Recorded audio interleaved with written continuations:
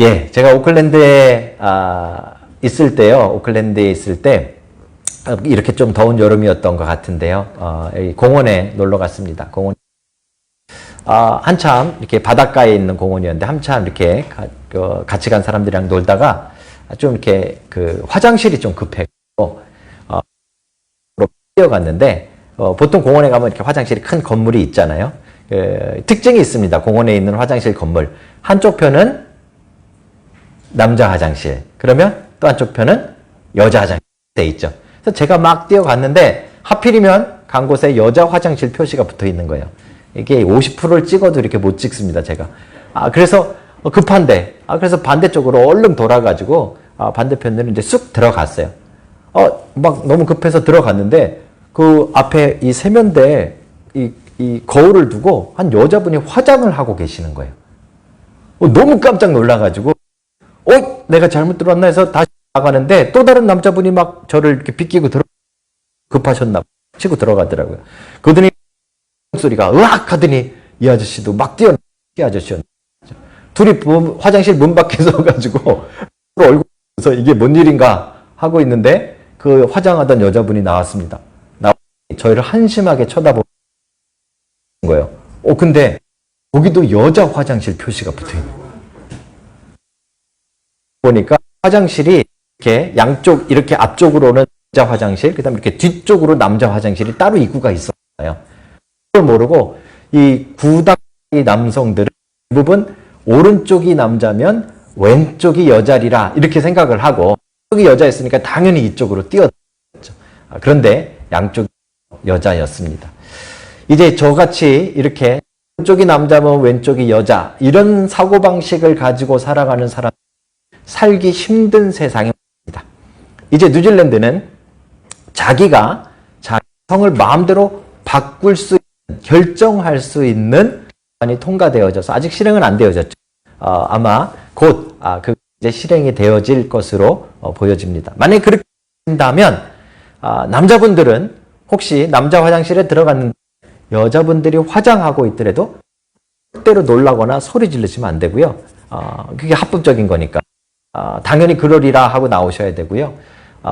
분들은 더 황당합니다. 들어갔는데 보통 남자분들은 문을 안 닫고 일을 보시는 경우들이 꽤 많습니다. 그죠? 그러더라도 너 소리를 지르거나 그런 되고 그러려니 나와야 되는 이제 그런 시대를 우리가 이제 살게 되어졌다라는 것이 좀 많이 큰 혼란이 올 것 같습니다. 이런 시대가 이렇게 바뀌어가고 있는데 이런 상황에서 제가 고린도전서 10장을 설교한다라는 게 이게 도대체 어떤 의미가 있을까? 저 나름대로 고민을 상당히 많이 했습니다. 아마 목사님들도 11장의 앞부분은 설교하기가 참 힘들 것입니다.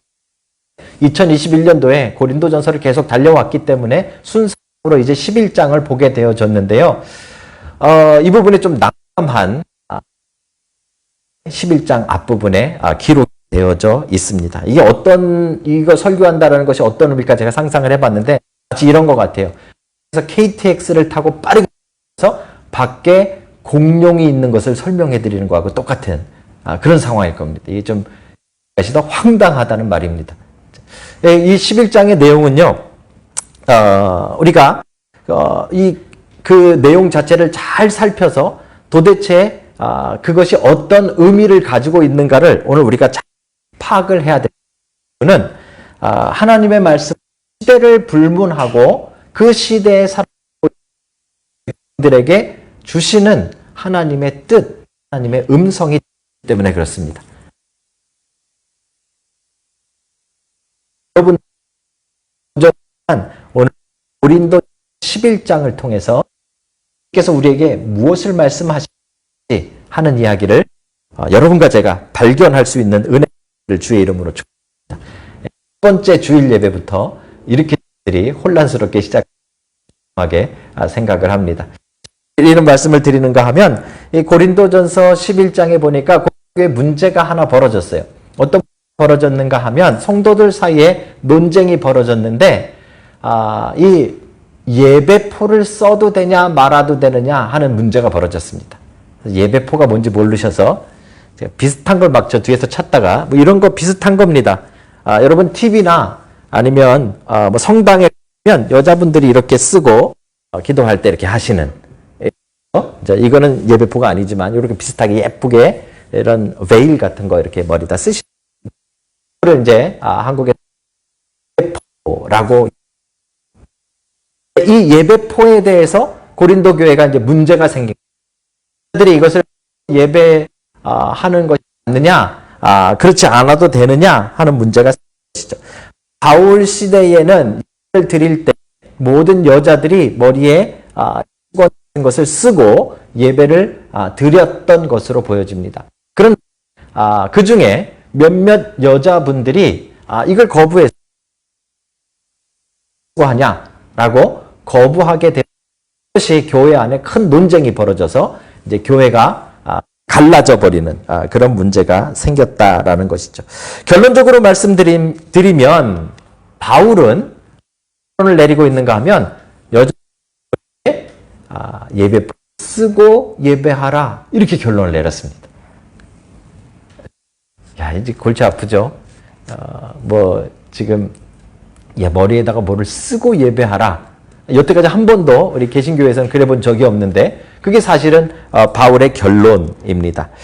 바울은 이 결론을 내기 위해서 몇 가지 주장하는데 첫 번째는 11장 4절의 주장입니다. 드리겠습니다.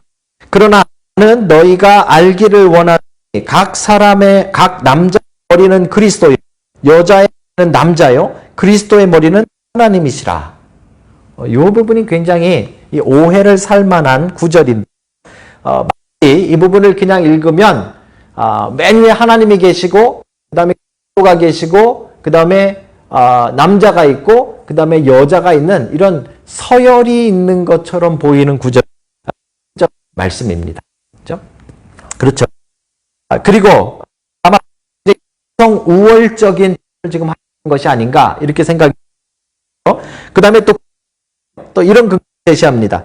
남자 여자를 위하여 지음받지 아니하고 여자가 남자를 위하여 지음을 받은 것이 이게 아마 창세기에 아담과 이브 때문에 그런 것 같은데요. 하나님 먼저 아담을 만들어 놓고 혼자 있는 것이 보기 좋지 않아서 이 아담을 위해서 그가 잠들었을 때 그의 갈비뼈를 가지고 이브를 만들죠. 여러분 잘 아시듯이. 그래서 남자를 위해 여자를 만들었다 이렇게 지금 주장을 하는 것이죠. 이거대로 한다면 굉장히 여자를 비하는 발언입니다. 여자는 남자를 위해서 존재한다. 이런 식으로 지금 바울이 남자들 얼굴은 예배 처음부터 지금까지 거의 그대로십니다. 뭐 마스크 쓰고 있어서 정확하지만 여자분들 얼굴이 좀 찌그러지죠. 이게 뭔 소리를 하고 하는 건가? 도대체 그 당시에 이 남성적이고 또 여자 비하하는 것 같은 그런 발언을 하고 있는가 하는 것을 우리가 한번 잘 살펴봐야 됩니다. 바울의 생각을 조금 더 들여다봐야 되는데요. 먼저 전제 조건이 하나 있습니다. 바울이 지금 이것을 쓸 때가 약 2000년 전이라는 거죠. 2000년 전에 뉴질랜드 상황이 어땠는지 아십니까? 아마 뭐 이렇게 뭐 큰 독수리도 좀 날라다니고 뭐 막 뛰댕기고 아마 사람이 있었는지 없는 시대였을 것이라고 추측이 되어집니다. 뭐 모리족이라든지 뭐 이런 거 조금 있었을 가능성도 조금 있고요. 한국은 2000년 전에 어떤 시대였어요? 조선에서 삼국시대로 넘어가. 이게 우리가 조선 뭐 이렇게도 지금 머리가 골치 아픈데 이때는 지금 사실 엄청 먼 시대입니다. 이때는 사실 심센자들이 하던 시대입니다. 그러니까 이런 시대에 바울이 이 표현을 한 것 자체는 어쩌면 그렇게 이상한 아니라고 생각합니다. 진짜 이상 오늘 본문이 들어있는 1절과 12절입니다. 한번 읽어보겠습니다. 주 안에는 남자 없이 여자만 있지 않고 여자 없이 남자만 있지 아니하니라. 바울이 아까는 분명히 남자가 우월하고 여자는 남자를 위해 존재하고 막 이렇게 표현해 놨는데 11절에서는 남자 없이 여자 없고 여자 없이 남자 없다. 좀 반대되는 것 같고 있는 것이죠. 12절은 더 특이합니다. 이는 남자에게서 같이 남자도 여자로 말미암아 났음이라. 아까는 분명히 여자가 남자를 위해 존재한다 그랬는데 지금 다시 설명할 때는 어떻게 설명하는가 하면 마치 남자의 갈비뼈에서 여자가 창조된 것과 같이 그 이후에 모든 남자는 엄마로 태어났으니까 여자로부터 태어났다라고 이야기하는 거죠. 이 말입니까? 여자와 남자가 동등하다라는 이야기를 지금 바울이 해나가고 있는 것이죠. 바울의 이런 생각은 그의 사역에서 찾아볼 수 있고 그의 여러 성경에서도 찾아볼 수 있습니다. 주인이나 종이나 여자나 남자나 어린아이나 노인이나 다 그리스도 안에서 하나다라고 이야기했던 것을 여러분 기억하실 것입니다. 결국 바울의 생각은 남자 여자가 굉장히 동등하다라는 생각을 가지고 있습니다. 그럼에도 불구하고 아마도 그 당시에 2000년 전에 살고 있었던 남자로서의 어떤 의견들이 우리가 볼 때는 편견적으로 보일 수는 있을 것 같습니다. 하지만 중요한 것은 2000년 전 시대에 바울이 이 표현을 한 것은 굉장히 충격입니다. 남자 없이 모든 남자는 여자로부터 나왔다라는 표현인 것이죠. 결국은요, 지금 이 예배포를 쓰느냐 마느냐의 근거는 남자가 위고 여자가 아래이기 때문이 아니다는 말입니다.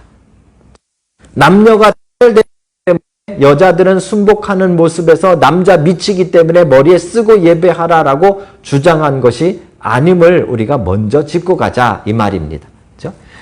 도대체 바울은 왜 이 머리에 쓰는 예배포를 쓰고 예배를 드리라고 결론을 내렸는가 하는 것을 우리가 찾아봐야 되는데요. 그리고 그것은 또 오늘날 우리에게 어떤 예배에 도전을 주고 있는가 하는 것을 생각해 봐야 되는 것이죠. 그걸 생각해 보시면 2000년 전에 예배포가 도대체 무엇이었는가 하는 것을 봐야 됩니다. 교회에서는 이것을 예배포라고 불렀지만 그 당시에 헬라 시대 그리스의 문화가 정착되어 있는 사회에서는 교회뿐만 아니라 모든 여성이 외출할 때 공식적인 모임을 가질 때 머리에 이걸 썼다라는 것입니다.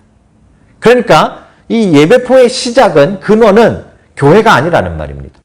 교회에 예배하기 위해 시작된 것이 아니라 그 당시에 여성들이 자기가 한 남편에게 소속되어 있고 그 남편이 보호해준다, 나는 여자다라는 의미에서 외출할 때마다 그것을 머리에 썼다라는 말이군요. 그 당시에는 그걸 나와 있는 공식적인 모임 때 그걸 쓰고 있는 여자를 함부로 대하지 못했습니다. 왜요? 백이 있으니까 그 뒤에 남자가 버티고 있었으니까. 이 남성들이 힘을 쓰던 로마 시대 또 남성들이 힘을 쓰던 그 그리스 시대에 여성들이 자기를 보호하는 아주 특별한 상징인 것이 그 머리에 쓰던 수건입니다. 그런데 그것이 이제 예배가 시작되어지면서 예배도 공식적인 모임이었으니까 여자들이 예배 안에서 이것을 머리에 썼던 것이죠. 이것이 전통이 되어져 버렸다라고 볼 수 있는 것입니다. 그런데 그 당시에 이걸 머리에 안 쓰고 다니는 여자들도 있습니다. 문제는 매춘하는 분들이었습니다. 라는 것을 상징적으로 보여주기 위해서 머리에 아무것도 쓰지 않고 외출을 하거나 공식적인 모임에 나서게 되어졌던 것이죠. 그렇죠? 그러니까 그 당시 사회적으로 본다면 이 예배포는 원래 교회에서 시작된 것이 아니라 사회적으로 여성들이 사용하던 문화였는데 그 문화의 의미가 무엇인가 하면 나는 남자가 있는 사람이다 라는 표현과 나는 남자라는 표현을 넘어서서는 매춘을 하는 사람이다 라는 상징을 가지고 있었던 보여집니다. 자, 이제 이게 이제 교회 안으로 들어왔는데 처음에는 다 머리에 쓰고 예배를 드렸습니다. 바울의 사상에서 우리가 평등을 주장합니다. 하나님 앞에서 우리가 다르지 않다라는 것을 굉장히 강조합니다. 여성도 하나님 앞에 구원받아야 될 존재임을 또 교회 안에 하나님의 백성의 역할을 감당함을 성경이 상당히 강조하고 있습니다. 그러다 보니까 이제 교회 안에 있던 여성들 가운데서 생각이 깨기 시작하는 것이죠.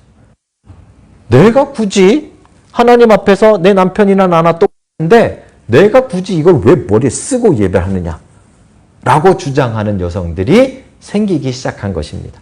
결국 이 교회 안에 문제가 되어졌습니다. 자, 교회 안에 다른 남성들이 볼 때 그것을 쓰지 않는 것은 문화적으로 적당하지 않다라고 보는 관점이 생겼고요. 또 하나 문제점은 교회 밖의 사람들이 볼 때 교회라는 곳이 여자들이 모이는데 머리에 수건을 안 쓰고 모이는 이상한 사람들만 모이나 보다 하는 오해를 받기 시작한 것입니다. 바울은 지금 남자가 위, 여자가 아래 이걸 강조해서 결국은 성경적으로 써야 된다고 말하는 것이 아니고요. 바울이 이것을 머리에 쓰라라고 이야기한 근거가 하나 있는데 그것은 바로 예배의 질서를 세우기 위해서입니다. 그 당시의 상황에서는 이것을 쓰지 않는 것 자체가 예배의 질서를 허무는 것이었고 그 당시 상황에서는 여성들이 머리에 이것을 쓰지 않고 예배를 드림으로 말미암아 교회에 분쟁이 일어나고 밖에 있는 사람들로부터 오해를 받는 것이 하나님의 영광을 가리는 일이었기 때문에 그렇습니다. 그래서 바울은 오늘 여자들이 머리에 이것을 쓰고 예배하라라고 분명히 권면하고 있는 것이죠. 자, 여러분 여기서 우리는 아주 중요한 것을 이제 찾아가야 됩니다. 결국 예배포는 신학적으로 남자와 여자의 차이를 이야기하는 내용이 아니었습니다. 고린도전서 11장의 이 예배포의 핵심은 지금 바울이 그 다음에 성찬에 대한 이야기, 그 다음에 은사에 대한 이야기를 계속 이어가면서 예배를 어떻게 드려야 하는가에 대한 이야기입니다. 우리가 예배 시리즈로 예배를 회복하자라는 마음에서 이 말씀을 우리가 첫 주일에 함께 나누게 되어지는 것이죠. 결국 예배는 질서와 형식이 있어야 함을 우리에게 설명해 주고 있습니다. 물론 하나님이 하시는 것은 형식입니다. 다시 말씀드리면 여성들이 그 당시에 머리에 썼으니까 하나님이 예배를 받으시고 안 쓴 여성의 예배는 안 받으셨느냐? 아닙니다. 분명히 바울이 이야기하기를 남자나 여자나 차이가 없고 다 하나님을 위해 존재한다 그랬으니까 머리에 쓴 여성이나 쓰지 않은 여성이 예배하는 그 예배를 하나님이 다 받으셨을 것입니다. 그런데 어떤 문제가 있는가 하면 질서와 형식이 깨어지면 하나님 중심의 예배가 아니라 내 중심의 예배가 드려지기 시작하는 것이죠. 내 생각에 이것이 맞으니까 이렇게 드리는 예배. 그렇죠? 나는 이게 좋으니까 이렇게 드리는 예배. 나는 편하니까 이렇게 드리는 예배. 이것이 많아지면서 예배 질서가 깨어지는 것을 바울이 지금 극단적으로 하고 있는 것입니다. 무슨 여러분 이제 이해가시죠? 우린 2021년도에 사실 큰 위기를 겪었습니다. 코로나로 인해서 사실 경제적인 위기, 사회적인 위기, 우리 심리적인 위기, 많은 위기가 있었는데 교회도 위기를 겪었습니다. 교회는 어떤 위기를 겪었는가 하면 예배의 위기를 겪었다라고 사람들이 이야기합니다. 우리가 맨 처음에 코로나가 막 터지고 이 방역을 하면서 이 록다운을 하고 여러분들이 다 집에서 방송으로 예배했던 거 여러분 기억하실 것입니다. 저도요 방송으로 예배를 해봤는데 지금도 뭐 방송을 하고 있습니다만 집에서 거실에서 이렇게 세팅해 놓고 하는데요. 이거 예배 준비하는 것보다 더 시간이 걸려요. 더 복잡하고 새로운 걸 해야 되니까. 그죠? 그러니까 막 하기 전에 뭐 몇 시간 전부터 막 세팅해 놓고 카메라 놔두고 잘 나가는지 뭐 온 가족이 막 컴퓨터도 테스트해 보고 옷도 새롭게 다 이렇게 이렇게 단장해 가지고 준비 딱 해 가지고 저희 집 거실 앞에 저는 이렇게 딱 이렇게 앞에다가 이렇게 가족들이 이렇게 테이블 놓고 쭉 앉아 가지고 이렇게 예배를 딱 드렸어요. 그러니까 아마 제가 듣기로 우리가 처음에 드리던 방송가 그런 것이었어요. 방송으로 예배할 때 사람들 다 정말 시간을 맞춰가지고 5분 전쯤 뭐 정말 TV를 틀어놓고 그 앞에 온 가족이 앉아가지고 정말 옷도 외출복으로 딱 입으시고 앞에 앉아서 정말 경건한 마음으로 기도를 하게 되어지면 눈을 감고 기도를 따라하고 찬양을 부르게 되면 어떤 집은 일어나서 진짜 막 찬양을 부르고 그죠? 하나님의 말씀을 정말 잘 집중해서 들었던 예배를 우리가 방송 초반에 드렸어요. 이 자리에 오지만 못했지만, 이 자리에 함께하지는 못했지만 흩어진 곳에서 제대로 그렇게 예배를 드렸다는 말입니다. 그것이 비록 방송이지만 질서가 있었고 형식이 있었던 것이죠. 그런데 여러분 어떻습니까? 그게 이제 1주, 2주, 한 달, 2달, 아마 지금도 방송으로 들으시는 분들이 있는데요. 나중에 조금씩 가정마다 변화가 시작됩니다. 그렇죠? 그냥 뭐 입던 어떤 집은 그냥 일어나서 파자마 입고 그냥 그대로 앉아가지고 예배 드리기도 하고, 그렇죠? 어떤 집은 차 한 잔 타가지고 그냥 딱 앉아서 차 마시면서 함께 예배 드리기도 하고, 심지어 어떤 집은 식사 차려놓고 식탁에다가 핸드폰 딱 놓고 딱 보면서 야 얘들아 밥 먹어라 하면서 밥 먹다가 한번 보다가, 그렇죠? 마치 영화나 드라마를 보듯이 예배하는 모습으로 바뀌어 버렸습니다. 형식과 질서가 사라져 버린 것이죠.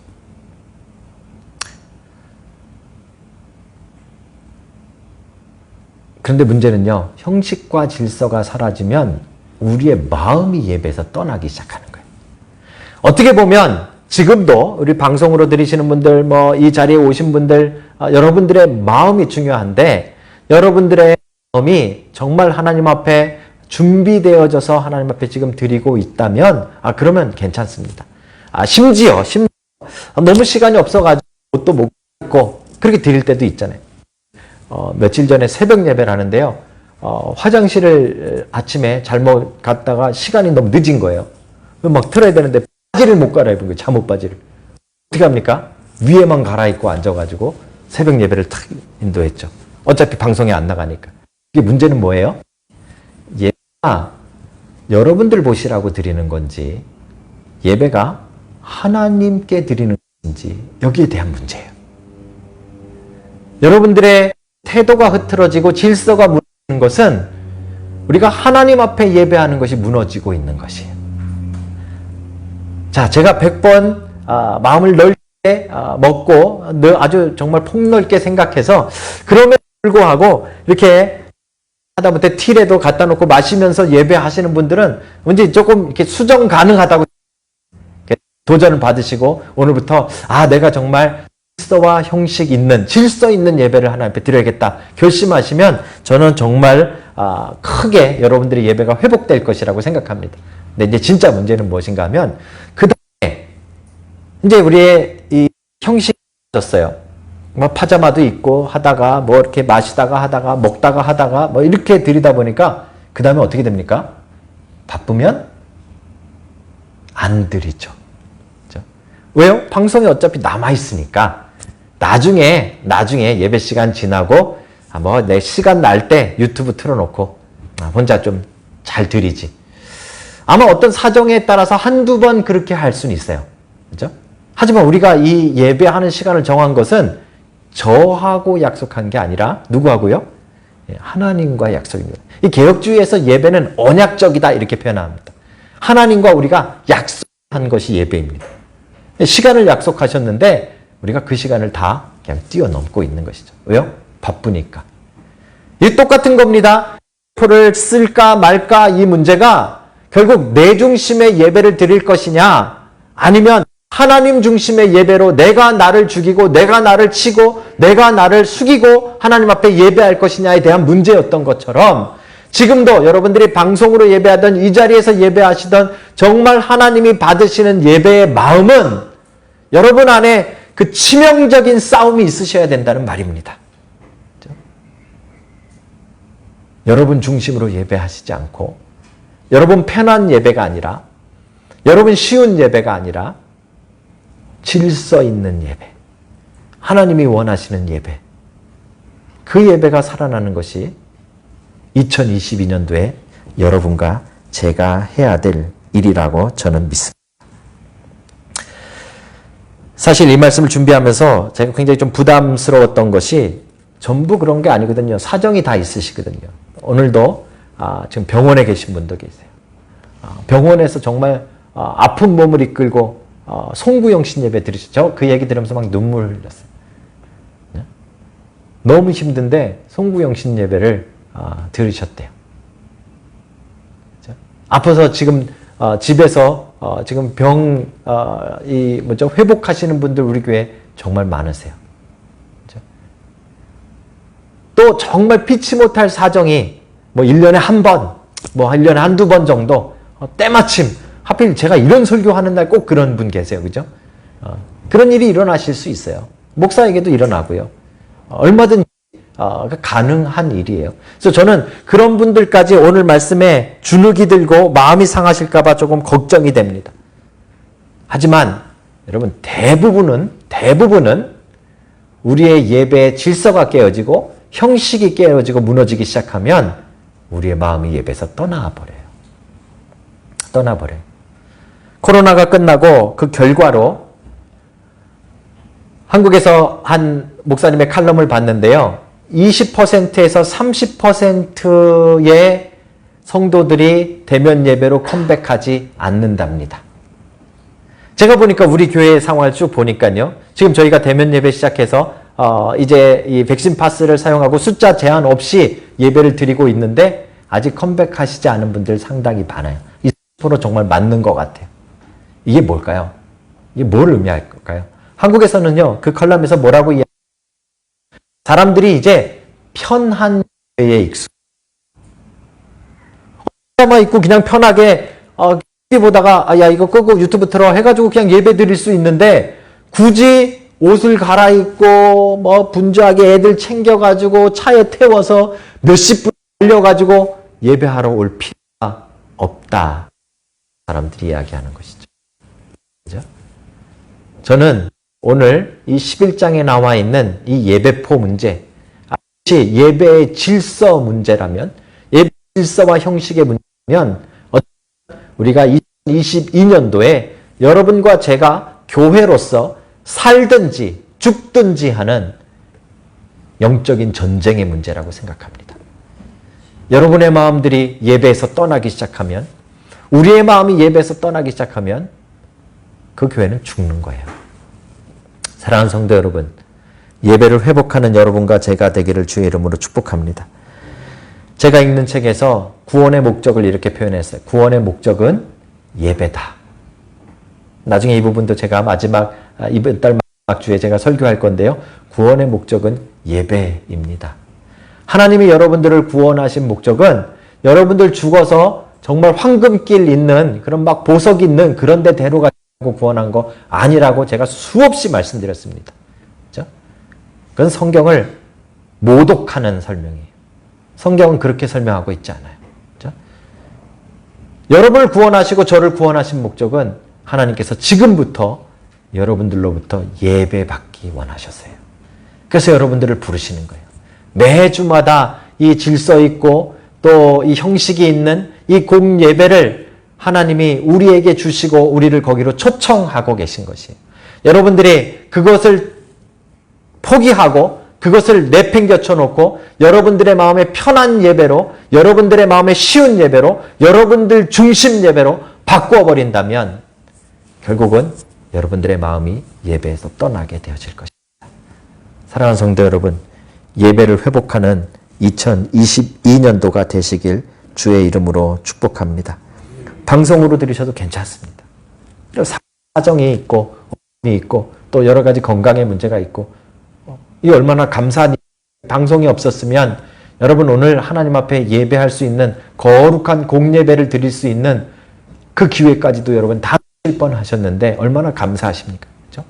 방송으로 들으시더라도 여러분 질서가 있고 형식이 있는 예배를 드리십시오. 여러분 중심이 아닌 하나님 중심의 예배를 드리십시오. 그렇죠? 또 하나님이 약속해 주신 이 장소에 와서 여러분들이 예배하시더라도 몸만 왔다 가지 마시고 여러분들의 온 마음이 정말 하나님 앞에서 질서 있고 형식이 있는 하나님 앞에 살아있는 예배를 드리시기를 주의 이름으로 축복합니다. 우리의 연약함 때문에 하나님은 예배의 질서를 주시고 형식을 주셨습니다. 그것이 무너지면 우리의 마음도 떠나버리기 때문에 그런 것이죠. 여러분들의 마음이 하나님 앞에 늘 예배 안에 있기를 주의 이름으로 축복합니다.